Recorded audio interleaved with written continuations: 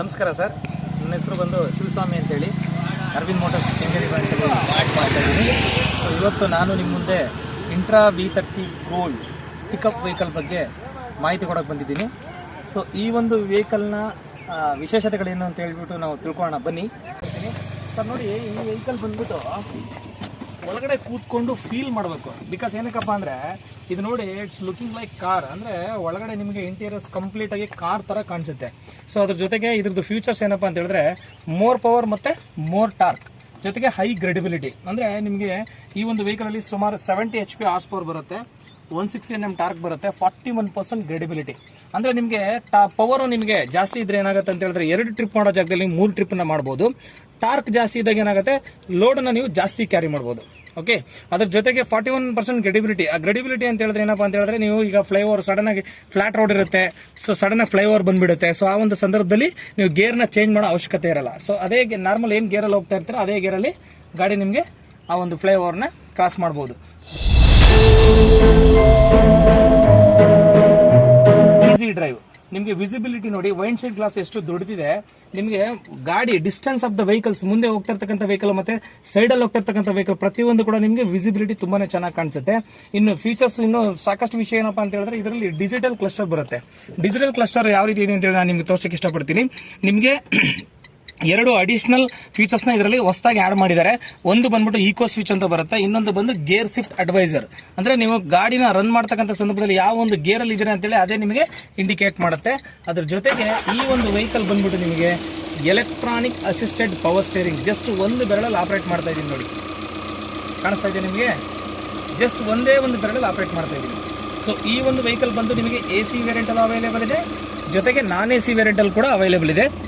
ನಿಮಗೆ ಇದು 5 speed gear box, 5 forward gear, 1 reverse gear, ಜೊತೆಗೆ USB charger, glove box, cushion seat, head rest, sliding ಮತ್ತೆ push back, ಇಷ್ಟು ಕೂಡ ಈ ಒಂದು ವೆಹಿಕಲ್ ಅಲ್ಲಿ ಸಿಗುತ್ತೆ. ಜೊತೆಗೆ ವಾಕ್ ಥ್ರೂ ಕ್ಯಾಬಿನ್, ಈ ಡೋರಲ್ಲಿ ಎಂಟ್ರಿ ಆಗ್ಬಿಟ್ಟು ಆ ಡೋರಲ್ಲಿ ಎಕ್ಸಿಟ್ ಕೂಡ ಆಗ್ಬೋದು. ಬನ್ನಿ ಈಗ ಈ ಒಂದು ವೆಹಿಕಲ್ ಯಾವ ರೀತಿ ಲೋಡನ್ನು ನಾವು ಕ್ಯಾರಿ ಮಾಡ್ಬೋದು, ಅದ್ರ ಜೊತೆಗೆ ಈ ಒಂದು ವೆಹಿಕಲಲ್ಲಿ ಬಂದ್ಬಿಟ್ಟು ಲೋಡ್ ಬಾಡಿ ಎಷ್ಟಿದೆ ಅಂತ ಹೇಳ್ಬಿಟ್ಟು ತಿಳ್ಕೊಳ್ಳೋಣ. ಸೊ ಮೋರ್ ಲೋಡ್ ಅಂದರೆ ನಿಮಗೆ 1500 kg RTO ಪೋಸಿಂಗ್ ಬರುತ್ತೆ ಇದರಲ್ಲಿ. ಅದ್ರ ಜೊತೆಗೆ ನಿಮಗೆ ಲೋಡ್ ಬಾಡಿ ಬಂದ್ಬಿಟ್ಟು ನಿಮಗೆ 8.8 ಲೆಂತ್ ಬರುತ್ತೆ, 5.3 ಬಂದ್ಬಿಟ್ಟು ನಿಮಗೆ ಬಿಡ್ತು ಬರುತ್ತೆ.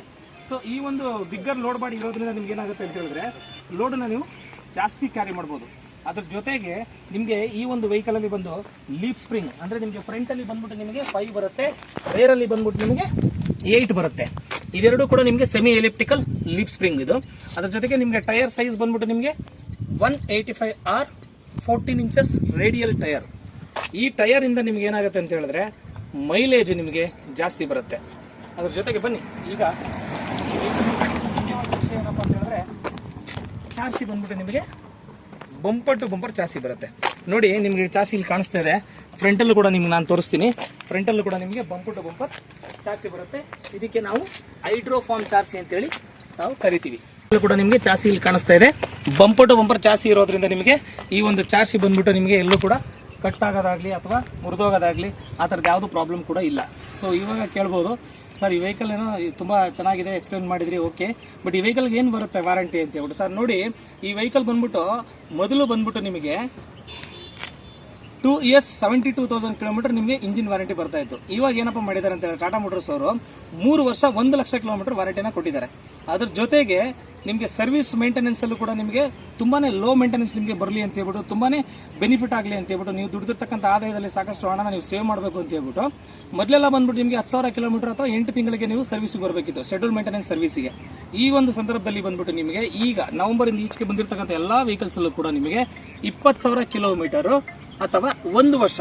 ಸೊ ಇದರಿಂದ ನಿಮ್ಗೆ ಬೆನಿಫಿಟ್ ಏನಪ್ಪಾ ಅಂತ ಹೇಳಿದ್ರೆ 2 ಸರ್ವಿಸ್ ಮಾಡಿಸೋ ಜಾಗದಲ್ಲಿ ನೀವು 1 ಸರ್ವಿಸ್ನ ಮಾಡಿಸ್ಕೋಬಹುದು. ಅದರ ಆದಾಯ ನಿಮಗೆ ಇಲ್ಲಿ ಸೇವಿಂಗ್ಸ್ ಆಗುತ್ತೆ. ಇದಿಷ್ಟು ಕೂಡ ಈ ವೆಹಿಕಲ್ನ ಫೀಚರ್ ಸರ್. ಇದ್ರ ಬಗ್ಗೆ ನಿಮ್ಗೆ ಇನ್ನೂ ಹೆಚ್ಚಿನ ಮಾಹಿತಿ ಬೇಕು, ಗಾಡಿನ ನೋಡಬೇಕು ಅಂತ ಹೇಳಿದ್ರೆ ಬನ್ನಿ, ಕೆಂಗೇರಿ ಬ್ರಾಂಚಲ್ಲೇ ಇರ್ತೀನಿ. ನಿಮಗೆ ಈ ವೆಹಿಕಲ್ ಬಗ್ಗೆ ಇನ್ನೂ ಹೆಚ್ಚಿನ ಮಾಹಿತಿ ಕೊಡ್ತೀನಿ. ತುಂಬಾನೇ ಚೆನ್ನಾಗಿದೆ ಈ ವೆಹಿಕಲ್. ಇಂಟ್ರಾ V30 ಗೋಲ್ಡ್ ಏನಿದೆ ಇವತ್ತು ರನ್ನಿಂಗ್ ಹಾರ್ಸ್ ಅಂತಾನೆ ಹೇಳ್ಬೋದು. ಸೊ ನಮ್ಮ ಒಂದು ವೆಹಿಕಲ್